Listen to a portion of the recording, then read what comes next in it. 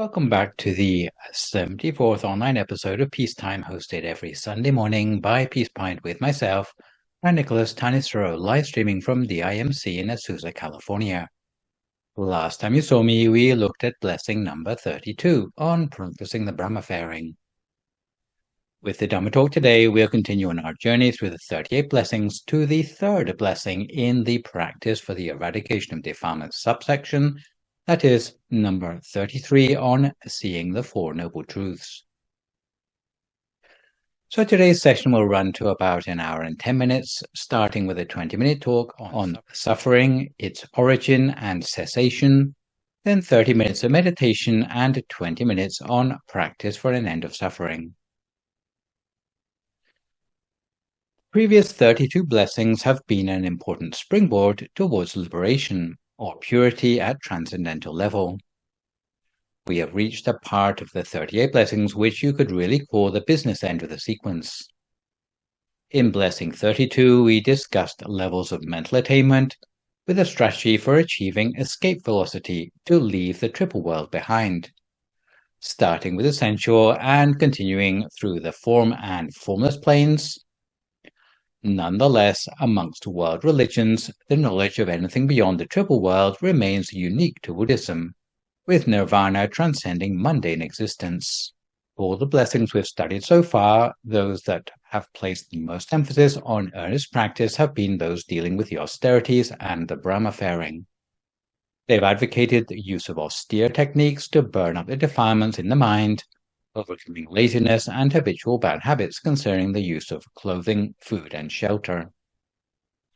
In the previous blessing on practicing the Brahma fairing, we sowed seeds of goodness in the pure mind, almost like the process of smelting a metal to purity, with the proviso that overcoming impurities in the mind relies on acquiring transcendental happiness to replace our mundane happiness. As switching the staple diet of the mind from mundane to transcendental happiness becomes habitual, it will redirect our destiny to the corresponding transcendental realm or lead to no further rebirth. Following through the prescribed stages, the clarity and brightness of the mind will increase. As the brightness of your mind increases, the mind will have the ability to perceive reality as it really is. If you're able to appreciate such reality, it becomes possible to reach an end of suffering and attain real happiness. Buddhism refers to seeing reality in a way that can bring you to an end of suffering as seeing the Noble Truths, which is the subject of today's blessing. And before I go further, I should give due credit to Longpo Tachiwo's book, The Buddhist First Teaching, which is where you can find more detail on the Four Noble Truths than I can go into on this session. Although I've tried to keep things as simple as possible, I should warn you in advance that this blessing and the remaining 4 blessings of the Mangala Sutta may, of necessity, get a little technical, so watch out for lots of tables and small print towards the end of this session. So what are the 4 Noble Truths that blessing 33 advocates us to see? The 4 Noble Truths we are talking about consist of the Noble Truth of Suffering, or Dukkha Ariya Satya, the Noble Truth of the Origin of Suffering, or Samudaya Ariya Satya, the Noble Truth of Cessation of Suffering, or Nirodha Ariya Satya, and the Noble Truth of the Path to Cessation of Suffering, in Pali either Magga Ariya Satya or Dukkha Nirodha Gamini Patipatha Ariya Satya. If you were to compare these to healthcare, you could compare suffering to the condition of being sick, the origin of suffering to the pathogen, bacteria, or virus, the cessation of suffering to the condition of being healed from the sickness, and the path to the medicine that cures the sickness. To take the metaphor further, it can be said that everyone in the world is sick with the disease of suffering. For the most part, however, the best they can do is to try to deny its existence or protest with the question, why is it happening to me? Without knowing the Four Noble Truths, no one can really know the nature or the cause of the sickness, let alone cure it. Scripturally speaking, the source of our knowledge of the Four Noble Truths is the Samutta Nikaya's Dhammacakkappavattana Sutta. It's considered one of the most important teachings for Buddhists to commit to memory, because it's effectively a manifesto for all the teachings the Buddha subsequently gave, because all the other teachings effectively expand on the Four Noble Truths of the Dhammacakkappavattana Sutta. Familiarity with the Four Noble Truths will allow us to know the real nature of suffering and how we can extricate ourselves from it.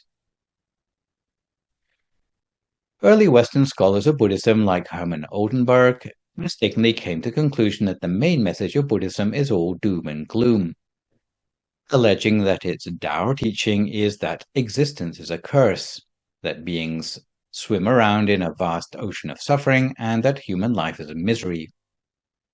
Not surprisingly, such scholars equated Buddhism with pessimism. Historically, this assessment has been exploited by colonial missionaries to promote more cheerfully disposed competing religions. Of course, it depends on your definition of pessimism, whether you think it makes for a pejorative assessment of Buddhism. Generally, pessimism is designed as seeing the worst in things, believing the worst will happen, and thinking we live in the worst possible of worlds.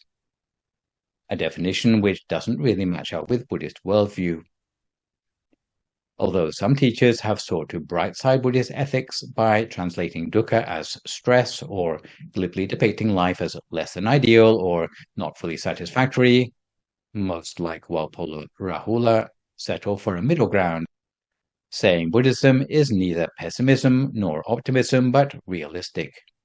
So if you have philosophical tendencies and it is an important question to you whether Buddhism is pessimistic, closest to the truth would probably be to say that Buddhism is not unduly pessimistic, because although the existence of suffering is not denied, it is actually the path to the end of suffering which is Buddhism's raison d'être. In effect, the Buddha didn't describe the truths he taught as optimistic, pessimistic, or realistic, but he chose to use the word noble. The reason the Buddha called the truths noble is because they are noble in themselves as they transcend the mundane. They were also discovered by someone who was noble, who had attained the stages of enlightenment, and knowing about them will make the attainer noble. It is considered essential to study the Four Noble Truths at the very least to know what we are looking for. Though the Four Noble Truths may seem obvious, they have been overlooked for many aeons. The Four Noble Truths, like an undiscovered continent, have existed as long as the earth itself. However, even though they existed, people failed to notice them. It's like a person who works in a funeral parlor every day of their life, but never stopped to reflect on the transitory nature of their own life. To see the Noble Truths is not the work of a single day, but even if we cannot complete the task immediately, at least we can know the route to take us there, so that in the future we can point ourselves in the right direction and continue with this work.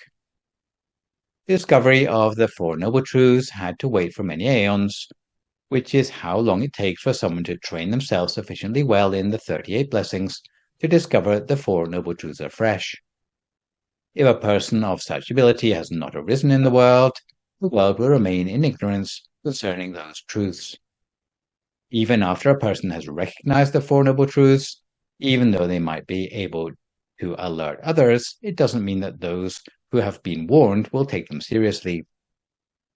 The Four Noble Truths are difficult to appreciate because of our relationship to them, especially suffering. It's rather like a fish's relationship to water. We are so mixed up in the suffering of the human condition that we fail to get any real perspective. So the idea of this blessing is to at least familiarize ourselves with what to expect from the Noble Truths. Later, as we practice further, then we'll be able to recognize the Noble Truths for ourselves. So let's turn now to look at each of the Four Noble Truths in turn. The Pali word used for the noble truth of the existence of suffering is dukkha. This ancient word literally means awkwardness or discomfort of body or mind. And some scholars of Sanskrit, like Monier Williams, have proposed its etymology comes from the same root as an off-center axle hole. You can imagine what it feels like riding on a cart where the wheels are off-center. You probably have a good metaphor for the existential angst that dukkha brings. The Buddha saw that every living being in the world is plagued by suffering, although poor people suffer in one way while billionaires suffer in another, but none can avoid suffering. The Buddha delineated 12 major categories of suffering, of which 3 types are inevitable and 9 types are mitigable, or to a greater degree avoidable. Let's start with the category of inevitable suffering, or swabhava dukkha. It means it doesn't matter what realm of existence you inhabit, you cannot escape this type of suffering, no matter whether you are a human, angel, or a god.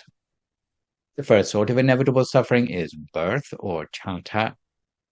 Most people wonder why the Buddha claimed birth is a form of suffering, in contrast to most religions of the world which assume it's a blessing to be born. Granted, in Dhammapada verse 182, the Buddha characterized human birth as a great and valuable opportunity in his Giccho Manusapatilabho proverb. In contrast to other religions, the Buddha taught that the process of birth is of a nature of suffering. Human birth is fraught with 10 different features of suffering. Suffering of being confined to the womb, of physical shocks to the womb, of problematic childbirth, of undergoing childbirth for the baby, and of being cleaned up after birth. Birth is also a starting point for all the other sorts of human suffering, such as curtailed life or wounds in combat. Outside of human birth, it goes without saying that birth can lead to extreme suffering, particularly if it's in the hell realms, in the animal kingdom, or in the realm of hungry ghosts. The second form of inevitable suffering is aging, or chara, which is clearly seen from the sighs and groans of old people each time they have to get up from their chairs. Most people think that aging catches up with you when you're 70 or 80 years old. However, the worst aspects of aging are not the grey hair and wrinkles, but the inbuilt entropy of the body, working away in ourselves from the moment we are born, something that has been compared to an unseen fire which reduces a forest to cinders, or a storm which leaves nothing but debris in its wake. The third form of inevitable suffering is death, or marana, which is a form of suffering that all beings must undergo as they leave one existence for the next, no matter whether they are rich or poor, have led a good life or a bad one. In spite of bravado, it is really only those who have attained transcendental attainments who don't fear the onset of death. This is why the Buddha referred to death as suffering, because whether it be the excruciating scorching sensation that seems to penetrate the whole of a dying person's body, having to face pre-death omens and visions, the struggle of clinging to possessions or loved ones in vain, and the special torment of death in the case of execution. In contrast to the 3 forms of inevitable suffering, there are 9 forms of suffering that, given the know-how, it's possible to minimize. This mitigable suffering, known in Pali as Pakinaka-tukkha, which literally just means miscellaneous suffering, refers to the sort of suffering that is caused by unskillful deployment of the mind. It is a category of suffering which can be minimized by wise reflection and mental training. If you know the method to mitigate this sort of suffering, you can, to a large extent, minimize your misery, especially by changing your attitudes at a deeper level. The first form of mitigable suffering is sorrow, or sokha, which is characterized as dry-minded suffering, for example, that of a mother with a newborn baby that she must leave in daycare despite her better instincts. Her anxiety leads to dry-minded sorrow. The second form of mitigable suffering is lamentation, or pariteva, which is sorrow that drives you to tears, such as the suffering of someone attending the funeral of a loved one. The third form of mitigable suffering is pain, or dukkha, which refers to physical suffering. The Buddha characterized this sort of suffering as originating from illness, corporal punishment, or incarceration, especially when it must be endured alone and without the support of friends or relatives. Such pain can even come in the form of mental anguish, perhaps as a result of poverty, being unable to afford clothes and jewelry to wear like more fortunate people. The lack of choice and seeming unfairness of one's circumstances are the hallmarks of this sort of suffering. The fourth form of mitigable suffering is feeling slighted, or domanassa, which is where one has a chip on one's shoulder. To be aggressively sensitive about a particular shortcoming, or if one bears a grudge. Some people bear a grudge against their parents for not having shown them more love. Some bear a grudge against their partner for giving them less affection than they feel they deserve. The fifth form of mitigable suffering is despair, or as it's sometimes called, bemoaning, coming from the Pali word upayasa, which is where you give up any hope of success in something. You might see a task which is so great that you give up hope of ever completing it. The sixth form of mitigable suffering is exposure to hateful things, or appiyehi sampayoga, which is a form of suffering the Buddha characterized as cloudedness of mind, grief, and melancholy, which results from being forced into close proximity with things we detest. It's often things that offend our senses. When we can't remove them or escape from them, it only adds to the suffering in our mind. The seventh form of mitigable suffering is separation from loved ones and treasured things, or piyehi vipayoga, which is the sort of suffering where we are in the habit of indulging our senses with something, but when that source of pleasure is no longer available to us, then there is the sense of heartbreak from parting or from other forms of withdrawal.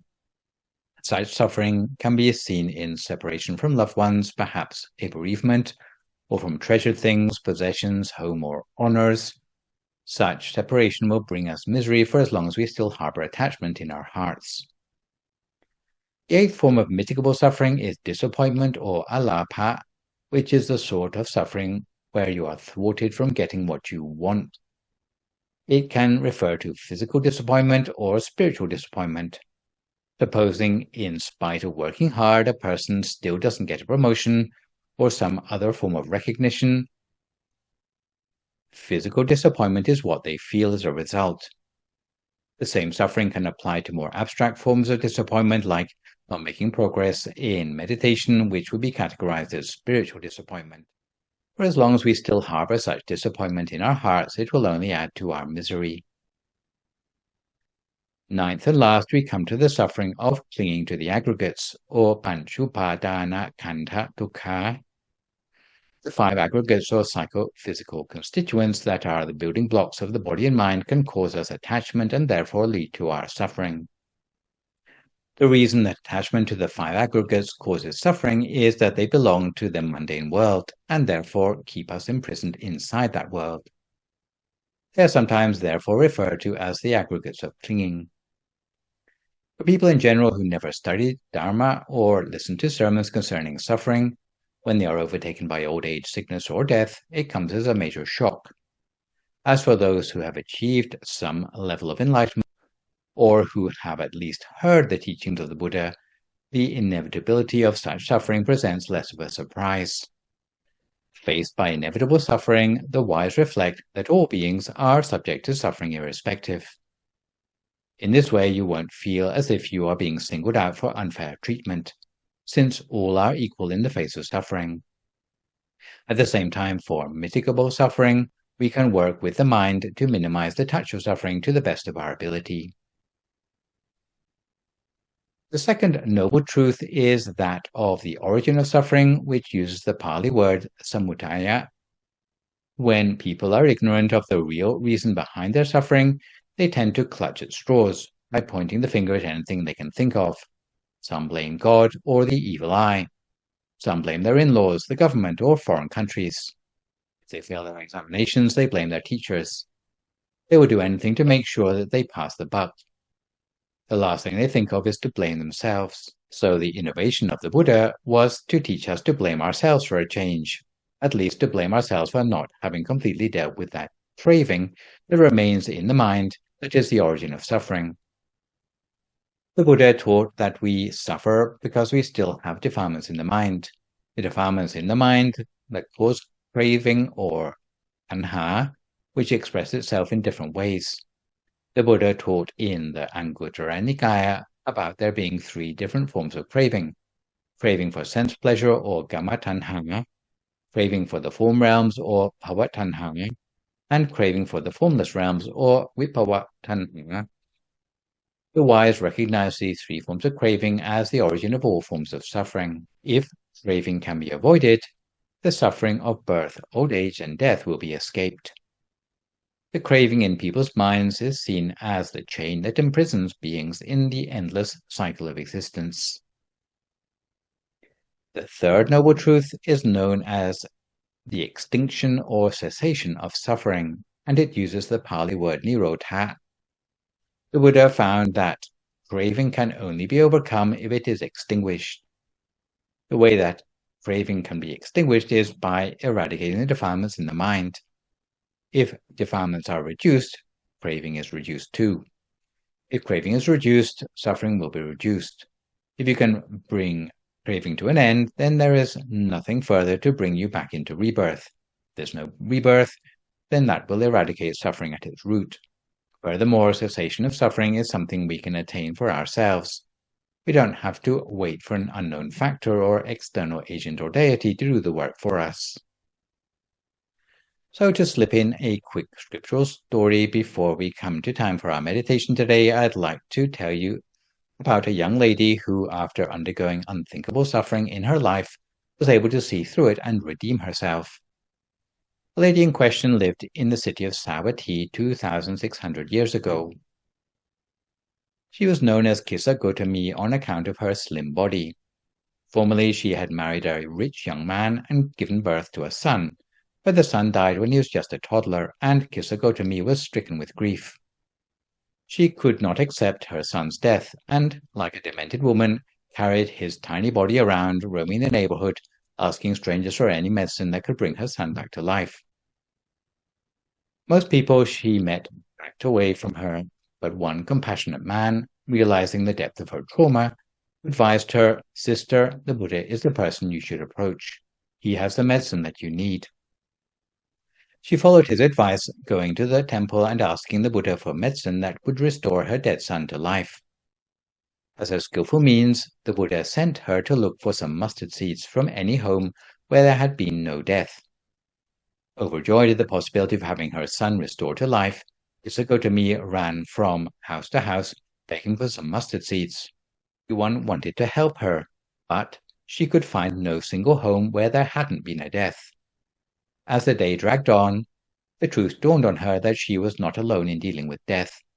She was able to let go of grief for her son and realize the important lesson the Buddha was trying to teach her, that everything born must eventually die. She performed the funeral rites for her son and returned to the Buddha, who said, "Goti, you should not think that you are the only one who has lost a son. Death comes to all beings.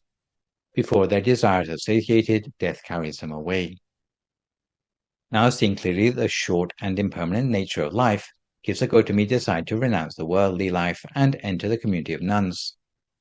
Once ordained, she worked hard on her meditation and religious duties. One night, she lit some oil lamps and, observing the flames, noticed that while some flared up, others flickered out. In her meditation, she realized, as with these flames, so is it with the living beings of this world. Some flare up while others flicker out. Only those who have attained nirvana will be seen no more. After further teaching from the Buddha, within a short time, Kisāgotamī was able to attain arahantship, thereby extinguishing the cause of suffering at its root. So now that we are a little more well-informed about what is meant by suffering, its origin and cessation, let's see if we can get closer to extinguishing the cause of suffering at its root by settling ourselves down for 30 minutes of meditation, which today is a recent live recording of the track entitled Spreading the Light of Hope. If at this time you would like to find a comfortable sitting position for yourself as you listen to my guidance.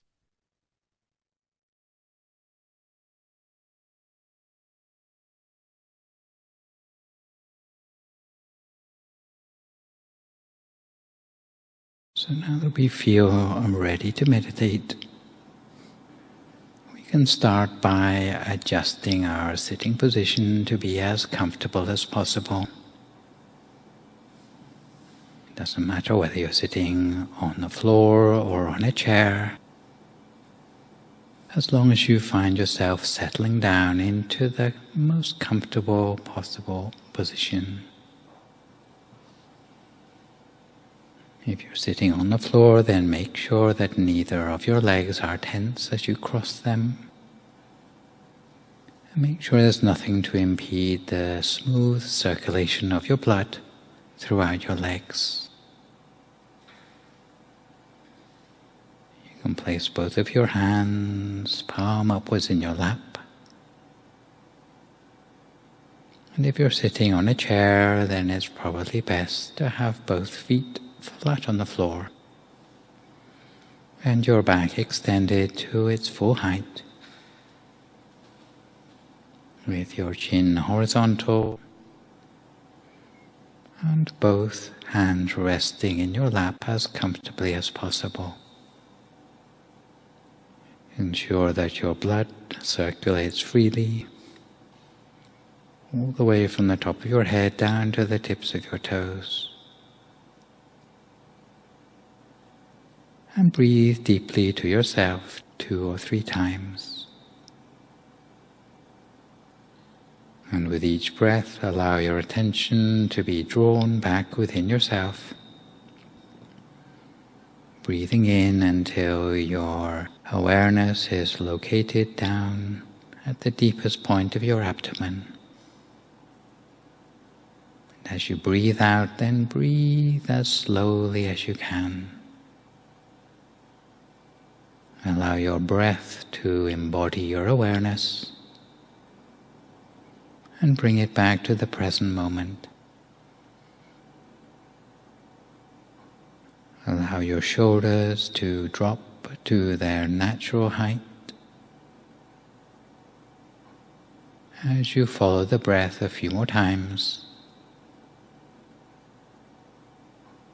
Also confirming that your sitting posture is as comfortable as possible. Allowing your mind to remain in place for the longest possible time, with no physical discomfort to bother it.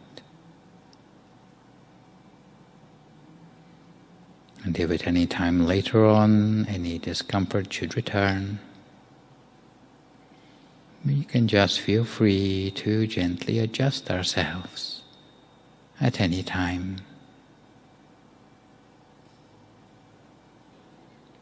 So we adjust our sitting posture to be as comfortable as possible, while bringing our awareness back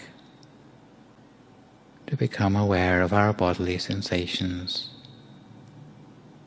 relieving any remaining tension, starting from the top of our head, scanning gently down through our body, relaxing the muscles of our forehead, down through our face and cheeks, allowing the relaxation to scan down through our neck and shoulders, and letting the flow of relaxation move down through our arms to our hands, all the way to the tips of our fingers.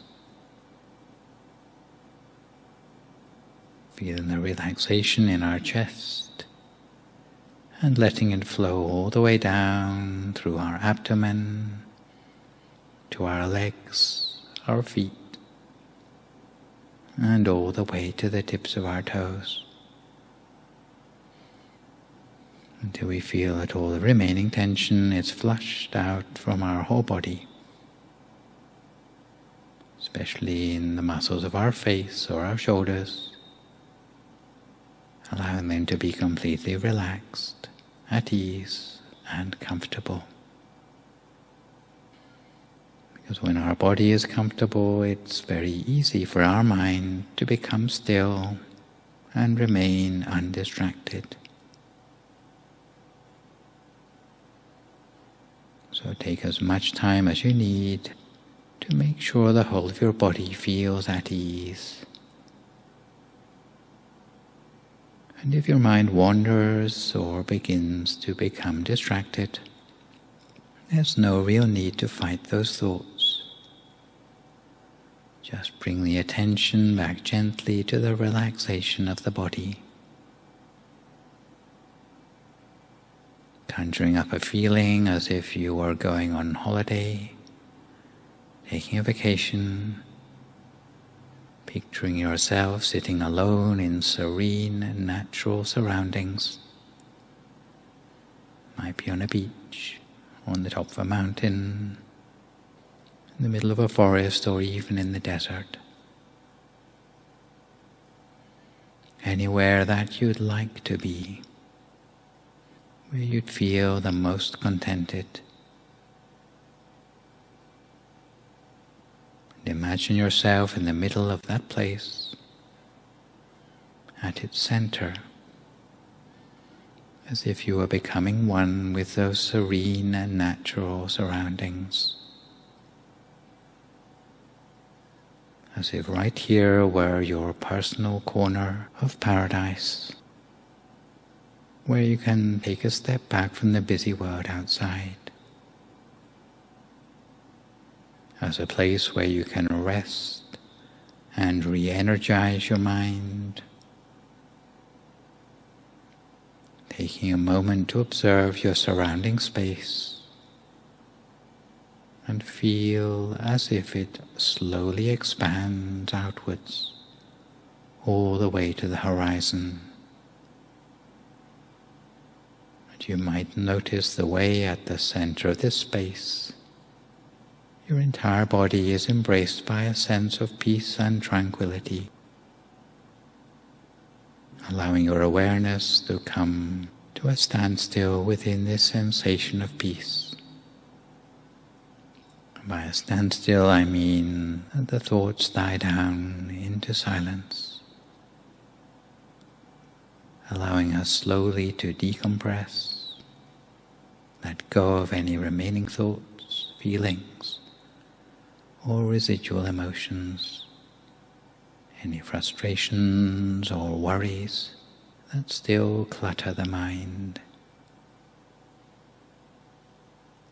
You might allow yourself to feel as if those worries and frustrations are gently blowing away like thistledown or the seeds on a dandelion clock, freeing up our mind from all the burdens we've been carrying inside us. Because whatever they may be, this is the time for us to rest, to just be. And that begins with unburdening our own mind from all sorts of mental clutter, letting them go one by one, little by little, until our mind feels as comfortable as our body, feeling free, almost liberated, as if everything inside us has become light in weight, spacious, expanding, becoming wider, unburdened. And the feeling when our mind breaks free from negativity, almost like clouds floating free in the sky,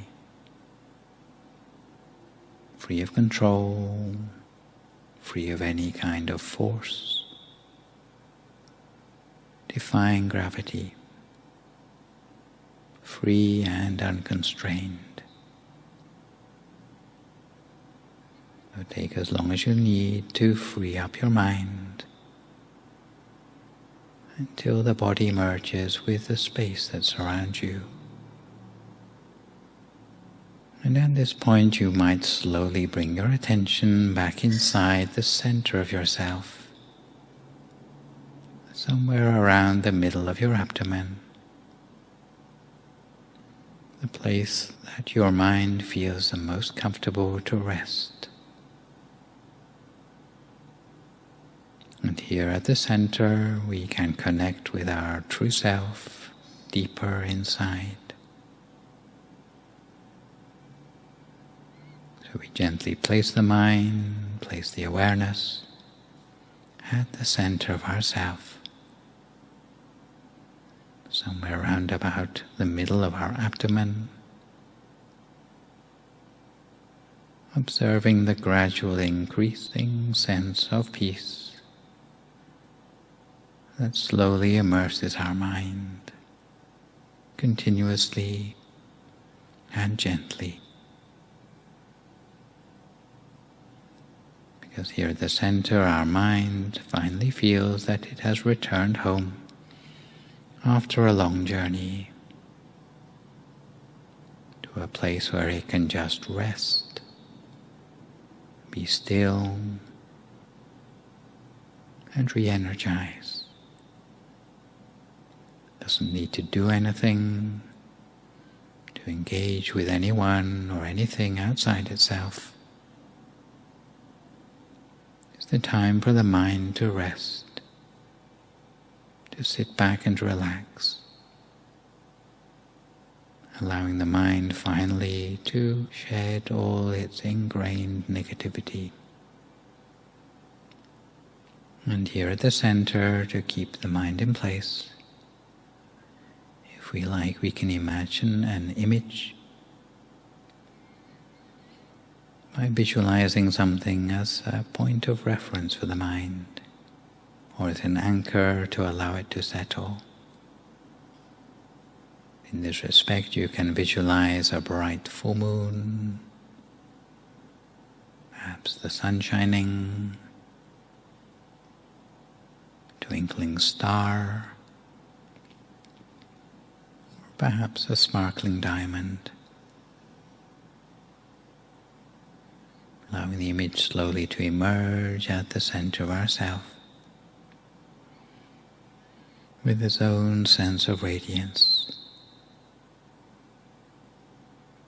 A radiance that expands outwards from that central point. Even if we don't see it, we can probably feel the presence of the object. Feel the way in which it radiates a sense of well-being from that central point outwards. So we continue to train the mind in this way, lightly and gently, keeping our mind on track at the center of the body in this way for a few more moments in silence until we come to the appropriate time.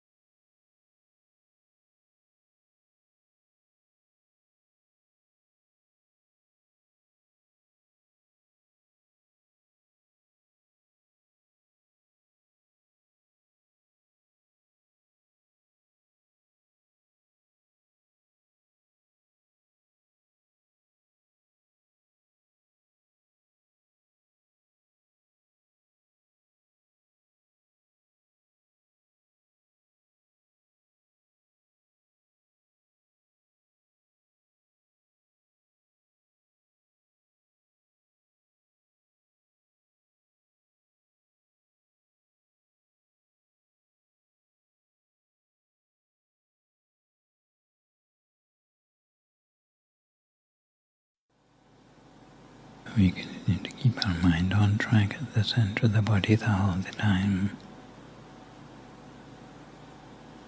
If we find our attention wandering off onto other things, each time we realize, we just bring our attention back again to the center of the body as before.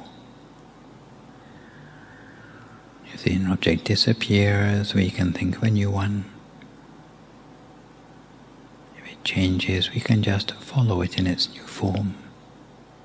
There's no need for us to change it back again. If thoughts recur in the mind, then we do our best to ignore them.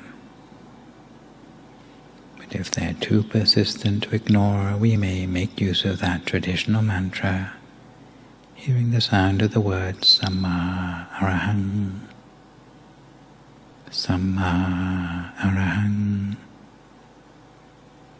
Samma Arahang, coming up from the center of our inner object, for as long as it takes for the thoughts in the mind to settle down into silence. We continue in this way for a few more moments in silence until we come to time for some loving-kindness meditation.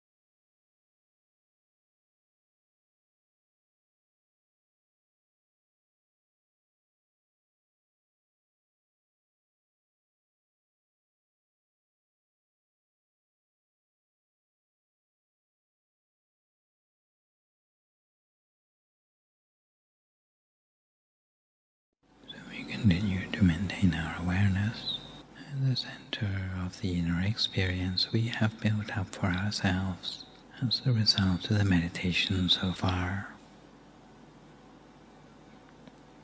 Sometimes that inner experience is like a form of peace energy, which remains motionless at the center of ourselves. But with a little bit of encouragement, as we touch gently with our awareness at the center of that inner experience, whether it be a sense of well-being, a sense of inner illumination,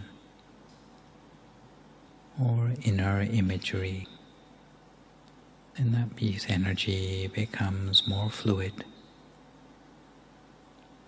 extending outwards from the central point. In fact, the energy is always there, but it becomes more noticeable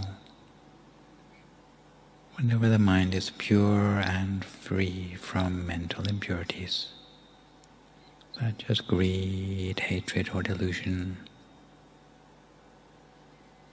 That sense of peace inside will transform into loving kindness, compassion, good wishes, and positive intention that we can extend towards ourselves or others.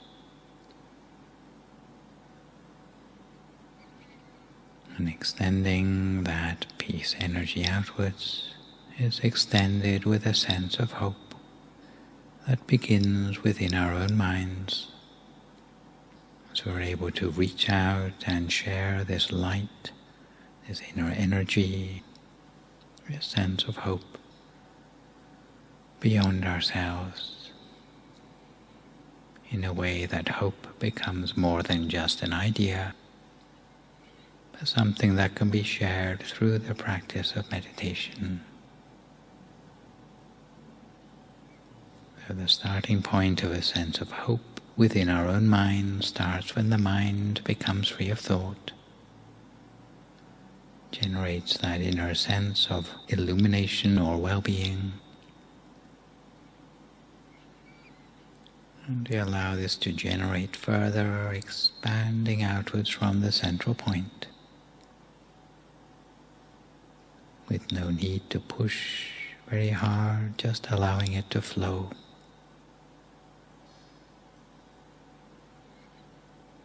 Never leaving behind that sense of comfort that we have already built up from our meditation so far. Keeping the mind steady, calm, relaxed, almost as if we were nothing more than the observer in our meditation, with no real need to interfere in the process. Almost as if we're taking a step back and just observing what's going on. So gently placing our awareness at the center of the inner experience, allowing the peace energy, that sense of loving kindness, to radiate outwards in all directions, covering and infusing our entire body and our being. The sense of love and the affirmation that we be well and happy, free from suffering, before letting it continue to expand outwards beyond ourselves into the whole room around us and all the living beings in the room, outwards to the whole of the building, all the living beings in the building, to the whole neighborhood and all of the beings in the neighborhood.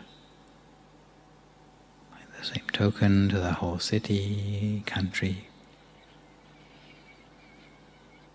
the whole continent, and the rest of the world, sharing this light, love and peace energy to whoever or whatever is within our reach, with the affirmation that may our loving kindness reach out to all people, all sentient beings without exception.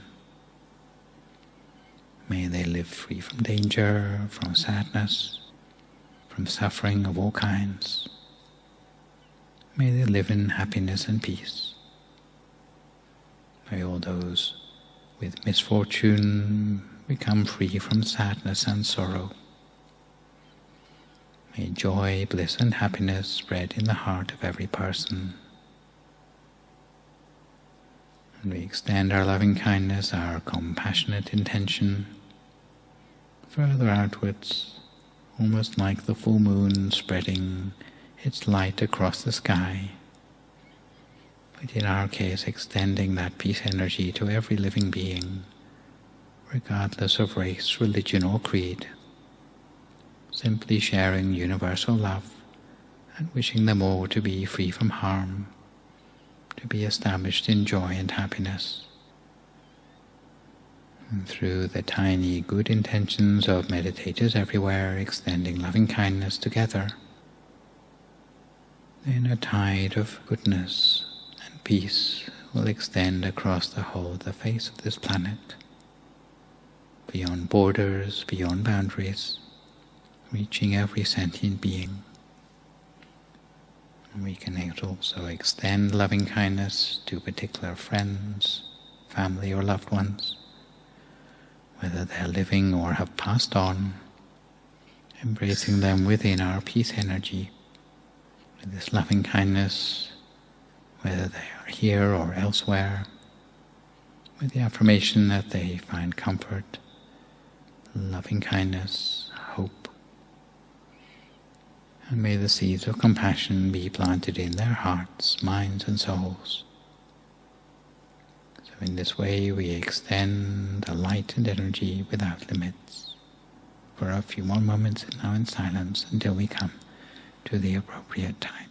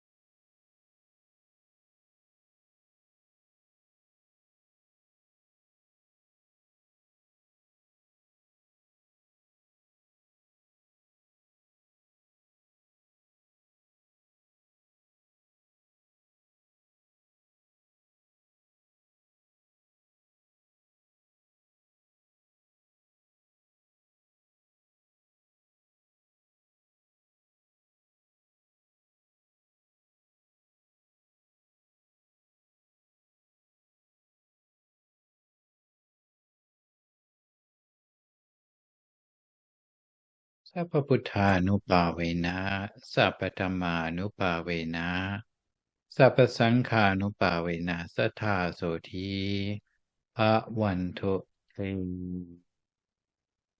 So if you'd like to come to the end of your meditation for today, you can gradually open your eyes again.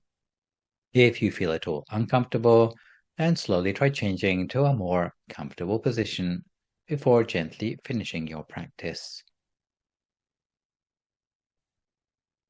So to return gently to our subject matter for today, let's continue by looking at the noble truth of the path to the cessation of suffering. The Pali word used for this truth is Milakkha, which simply means the path, or Dukkha Nirodha Gamini Patipata, which means practice leading to cessation of suffering. It refers equally to the middle way and to the Noble Eightfold Path. The term middle way or Majjhima Patipata doesn't mean moderation in all things, but rather to extinguish craving by steering in one's spiritual practice between the extremes of sensual indulgence or Kama Sukhalikkhanu Yoga and self-mortification or Atthakilamatthanu Yoga. Such cultivation is a way of training ourselves until the mind can wriggle itself free of craving, something achieved by freeing the mind of all the thoughts that cause it to move. For as long as the mind is not still, it has no way of extinguishing craving. On the contrary, when the mind becomes still, it will gain the clarity and brightness to identify the defilements remaining within it, and the power to uproot them. The path leading to the cessation of suffering can also refer to the path consisting of 8 factors, namely right view, intention, speech, action, livelihood, effort, mindfulness and concentration, which is why it's called the Eightfold Path. As shown on the slide, the Eightfold Path is cyclical in nature, effectively a spiral that zeroes in on the still or enlightened mind. The Noble Eightfold Path can be found at all levels of advancement, although the way it's applied changes with the level of practice. At the initial level, in other words, at the outside coils of the spiral, right view would mean confidence in the logic of karma and the refuge of the Triple Gem, as well as overcoming 10 sorts of false view. Right intention in the initial cycle would mean intending to break free from the influence of sense desire, vengefulness, and aggression by being generous, keeping 5 precepts, and meditating. Right speech in the initial cycle would mean avoiding lies, divisive speech, harsh speech, and idle chatter. Right action in the initial cycle would mean refraining from killing or cruelty towards living beings, stealing, and sexual relations outside marriage, as well as generally doing things by the rules. Right livelihood in the initial cycle would mean refraining from earning one's living by selling weapons, slaves, animals to the slaughterhouse, alcohol, drugs, poison, or other forms of exploitation, fixing weights and measures used in business, or otherwise misleading customers. Right effort in this initial cycle would mean not succumbing to unwholesome habits which you never did before, overcoming any unwholesome habits you already possess, developing good habits that you never had before, and maintaining the good habits you already have. Right mindfulness in the initial cycle would mean keeping our mind on wholesome thoughts without distraction, especially by practicing meditation until attaining one-pointedness of mind. Right concentration in the initial cycle would mean entering upon the mental absorptions. At the higher levels, right view would mean fiercely accurate understanding of life and the world, untainted by defilements, based on thorough understanding of the Four Noble Truths, namely insight into the clinging of the 5 aggregates. Right intention in the higher cycles would mean release from the 3 types of wrong preoccupation or akusala vitakka and bias or agati. Right speech in its higher cycles would mean unless one's words can produce skillful speech, one would prefer to maintain noble silence. Right action in the higher levels would mean practice for the removal of every last trace of ignorance and craving. Right livelihood in the higher cycles would mean earning one's living in a compassionate way. Right effort in the higher cycles would mean dedicating ourselves actively to the attainment of nirvana. Right mindfulness in the higher cycles would mean cultivating the 4 foundations of mindfulness. Right concentration in the higher cycles would mean seeing and knowing the 4 Noble Truths and the 3 universal characteristics in the 5 aggregates until casting off the defilements, attaining cessation of suffering, and entering upon nirvana. If the meditator cultivates the Noble Eightfold Path purely, completely, and according to the principles of the Middle Way, which according to the Dhammakaya interpretation means the mind entering continuously upon the pathway at the center of the body, the mind will enter the absorptions and will experience fusion of the path factors into unity, a state otherwise known as Milakkha-Tissa. This is the trailhead of the pathway to nirvana. So the thing to remember is that you need to train yourself sequentially and then simultaneously in all 8 factors of the Noble Eightfold Path. By this point, it's true that we know all 4 Noble Truths, but the knowledge thus far is only theoretical. In fact, for the Arya Satya to work, we need to see them, not once, but according to the Dhammacakkappavattana Sutta, 12 times, 3 cycles in 12 characteristics. Seeing the Noble Truths is different from seeing other things because the seer is transformed for the better by the act of seeing them. The sight of craving will immediately cause us to relinquish that craving, and having relinquished it, you will recognize the completion of the task. It's the equivalent to recognizing this is the medicine, while automatically realizing this medicine should be taken, and eventually recognizing this medicine has successfully been taken. It is a special sort of seeing that can be achieved only by the eyes of inner bodies of enlightenment. For sticklers who object to mention of inner bodies because of the lack of references to these in the scriptures, the eyes of the inner bodies can be referenced in the Mitigable. So if listeners prefer, they can think of the Buddha eye rather than the body of enlightenment, being responsible for seeing the Four Noble Truths in this special way.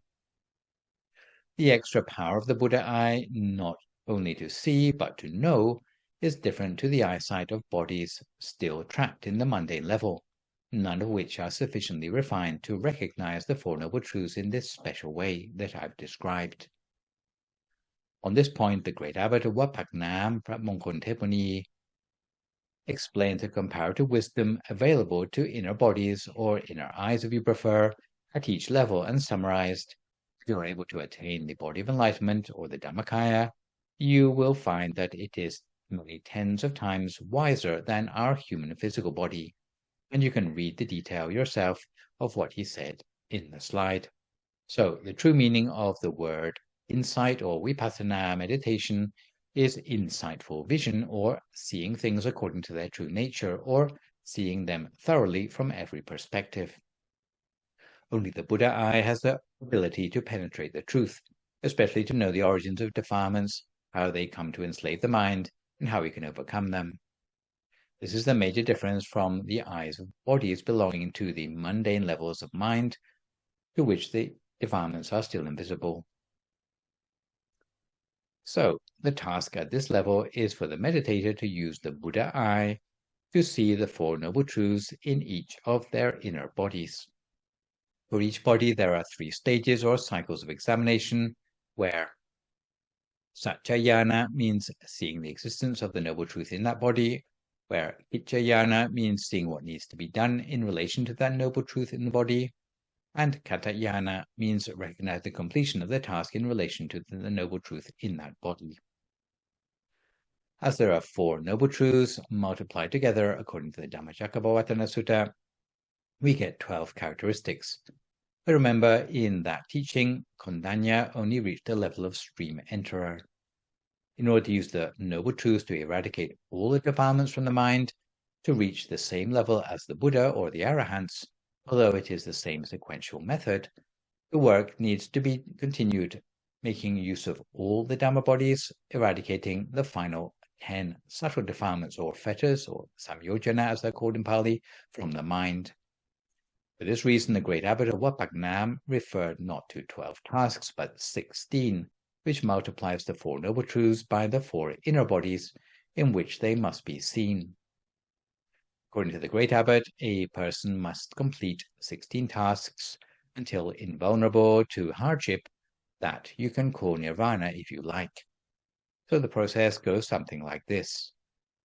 You use the eyes of the Dhammakaya Gotrapu body to examine the Noble Truths in the physical human body until you attain the Dhammakaya stream enterer body, which means you have managed to overcome the fetters of self-view or sakkaya titi, doubt or vicikiccha, and attachment to rites and rituals, or silabbata paramasa. Then you use the eyes of the Dhammakaya stream enterer body to examine the Noble Truth in the angelic body until you attain the Dhammakaya once returner body, which means that you have managed to further diminish the fetters of desire or raga, hatred or dosa, and delusion or moha. Then you use the eyes of the Dhammakaya once returner body to examine the Noble Truths in the former Brahma body until you attain the Dhammakaya non-returner body, which means you have managed to uproot sensual grasping or gamaraka and annoyance or patika. Then you use the eyes of the Dhammakaya non-returner body to examine the Noble Truths in the formless Brahma body until you attain the Dhammakaya Arahant body, which means that you have managed to uproot attachment to the form realms or ruparaka, attachment to the formless realms or aruparaka, stubbornness or mana, absent-mindedness or udpacha, and ignorance or avijja.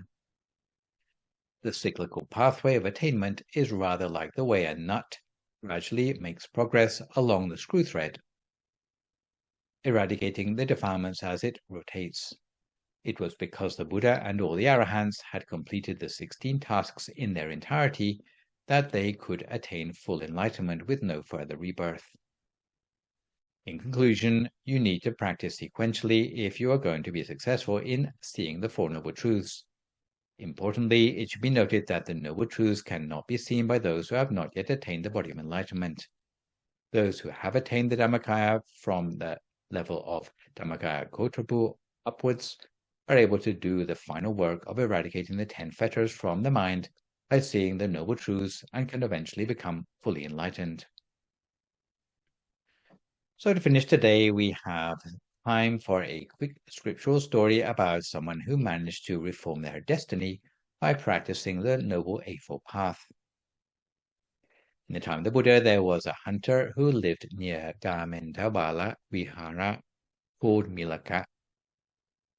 Every day since his youth, he had been involved with killing animals one way or another, until there was virtually nothing left in his heart in the way of virtue. One day he'd been setting traps in the forest and was thirsty. He saw some monks practicing meditation in the forest, and looking for something to drink, walked straight into their encampment without any pretense of respect. The monks were sitting or walking in meditation, trying to maintain the quality of their minds. Even though some of the monks were already arahants, he didn't feel any admiration when he saw them because his mind was still caught up with the usual concerns of hunting and trapping. He ignored the monks and walked straight into one of the monks' huts, looking for something to drink. Inside, he took the lid off a water jar, but even though the jar was full of water, it looked completely empty to him. Frustrated, he turned around and accused the monks. "What do you do all day long, sitting around instead of topping up your water jars while your neighbors go thirsty?" An arahant nearby knew that Milakkha was unable to see the water he needed because of his own bad karma. He said, "Take a rest in the shade and I will bring you some water."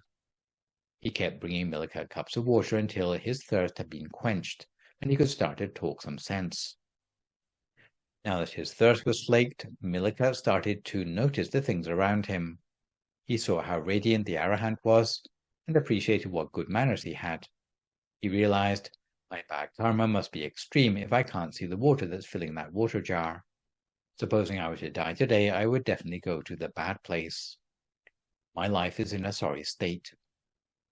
Milakkha started to discuss the Dharma with the arahant and appreciated his own burden of past bad deeds. Today, he listened to the advice of the arahant for the first time in his life, and he started to fear the consequences of all the bad stuff he'd done. In a desperate bid to change his destiny, he requested to ordain as a monk. The arahant sized up Milakkha's potential and allowed him only to take lower ordination as a novice, teaching him how to meditate. Unfortunately, because of all the hunting and trapping in his past, his meditation was always disturbed by mental images. Every time he closed his eyes for meditation, he always felt as if all the animals he had killed had come back to haunt him, twitching as if in their death throes in his lap. He couldn't close his eyes without getting the waking nightmares. In the end, he pleaded with the arahant to let him disrobe again, because his original inspiration had burned out. He thought it would be better to revert to his own livelihood of hunting. He thought that if he was going to fall into hell anyway, that it wouldn't make much difference if it were a little bit deeper than before. The arahant didn't argue with the novice, but he asked Milakkha to do one final chore before disrobing, to bring some green wood to make a fire. Milakkha thought it was strange to choose green wood instead of tinder, but he did as he was told. But try as hard as he might to light the fire, he couldn't raise any smoke. The arahant asked Milakkha to stand back and said that he would light the fire for him. The arahant meditated and split the earth deep down until both of them could see into the deepest level of hell. The arahant took a piece of embers from that hell the size of a firefly and lit the green wood. It burned to a cinder in a fraction of a second, as if it was nothing more than tissue paper. This really frightened the novice. Before, he hadn't realized how hot the fires of hell were. He thought to himself, if that's what an ember did to green wood, what would it do to me if I became a denizen of that hell? Milakkha changed his mind about disrobing, No matter how hard it was for him to meditate, he kept going in earnest. The hauntings became less frequent and eventually disappeared altogether. His mind became more peaceful and radiance arose from within. Eventually, the Arahant allowed him to take full ordination as a monk, with the full title of Milakkha-Tissa Thera. The new monk practiced further until one day, when he managed to maintain the positivity of mind to the full, his continuous practice came to fruition. His teacher guided him with the advice, "Success will accrue to all who are earnest, who have mindfulness, right livelihood, and act only with intention, self-controlled and abiding in the Dharma without recklessness." Milakkha scrutinized his practice and realized that he had the earnest his teacher was talking about, ever since seeing the fires of hell. He had mindfulness because he was no longer disturbed by haunting images. He had right livelihood because as a monk he had upheld the monastic discipline perfectly. Lastly, he had started carefully considering his words and had stopped acting recklessly. Milakkha saw that he had accomplished all the tasks his teacher had set for him. He started to believe in himself and his own good conduct, and this allowed his mind to become unified and attain the body of enlightenment. He used the Buddha eye to examine the Four Noble Truths until he became enlightened at the level of the non-returner or anagami. He couldn't manage to attain arahantship because he had not trained himself sufficiently in previous lifetimes. When he passed away, since he could not yet enter upon nirvana, he was reborn in the Brahma world called the Suttavasa, where he continued to purify his mind until he could enter upon nirvana. So this session I've introduced to you Blessing 33 on Seeing the Four Noble Truths. For my next live session online, which will, fingers crossed, be a week on Sunday morning, we'll continue with the fourth blessing in the 9th subgroup, number 34, on the attainment of nirvana. For good measure, I'd like to remind viewers that you can email your questions about meditation or what you've heard in the lecture to the email address that you can see spelled out in the slide, and I will do my best to answer these on my next session. In the meantime, try to avoid recklessness or complacency as we continue to deal with the knock-on health and economic effects of the pandemic. Attain a positive mood, speak only positive words, forgive others, extend good wishes to others, and meditate daily. Hopefully, as a result of today's session, you will feel better informed about practicing the Noble Eightfold Path to reach an end of suffering. So for today, this is me, Phra Nicholas Thanissaro, signing off for now. So long, folks, and stay safe.